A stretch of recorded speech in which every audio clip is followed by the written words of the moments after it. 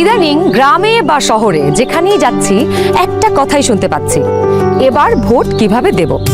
এবার নাকি একদিনে 2 ভোট, তার মানে ভোট সেন্টার 2বার যেতে হবে, 2বার লাইনে দাঁড়াতে হবে।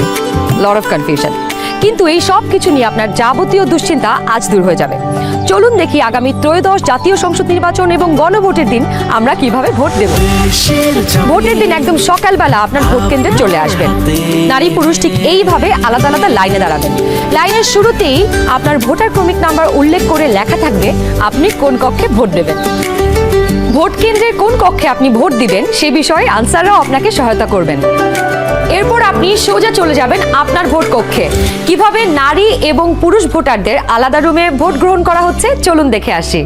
কক্ষগুলোর বাইরেও ভোটার ক্রমিক নম্বরগুলো লেখা থাকবে। প্রথমেই একজন পোলিং অফিসার আপনার নাম এবং ভোটার নম্বর জিজ্ঞাসা করবেন।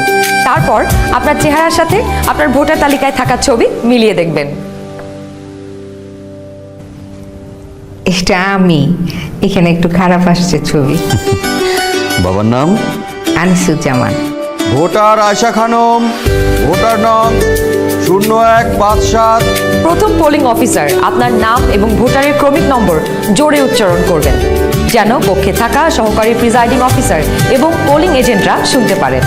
এরপর দ্বিতীয় পোলিং অফিসার আপনার আঙুলে অমোচনীয় কালি লাগিয়ে দেবেন। তারপর আপনি চলে যাবেন সহকারী প্রিজাইডিং অফিসারের টেবিলে। প্রিজাইডিং অফিসার আপনার ভোটার নাম্বার লিখে আপনাকে 2টো ব্যালট পেপার দেবেন।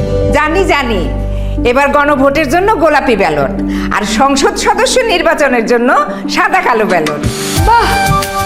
ব্যালট পেপার নেবার সময় আপনাকে স্বাক্ষর করতে হবে।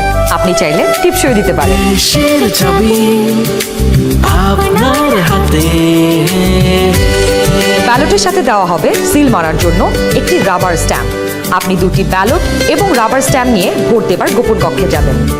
এবার কিন্তু সময় বাঁচানোর জন্য অনেক ভোট কেন্দ্রেই 2টো গোপন কক্ষ থাকবে, যাতে একই সময়ে 2জন ভোটার 2টো গোপন কক্ষে ভোট দিতে পারেন।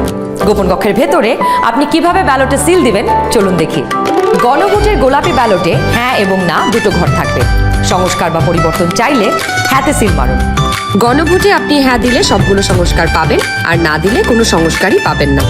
এরপর ব্যালটটি লম্বালম্বি ভাঁজ করুন, যেন সিলের রং অন্য ঘরে না পড়ে। এরপর আড়াআড়ি ভাঁজ করুন। সংসদ সদস্য নির্বাচনের জন্য সাদা কালো ব্যালটটিতে থাকা আপনার পছন্দের ব্যক্তি বা দলের মার্কায় সিল মারুন। সিলটি কিন্তু নির্ধারিত ঘরের বাইরে যাওয়া যাবে না। মার্কার বাইরে সিল পড়লে আপনার মহামূল্যবান ব্যালটটি বাতিল হয়ে যাবে। সিল মারার পর এই ব্যালটটিও প্রথমে লম্বালম্বি ভাঁজ করুন, যেন সিলের কালি অন্য মার্কায় না লাগে। এরপর আড়াআড়ি ভাঁজ করুন।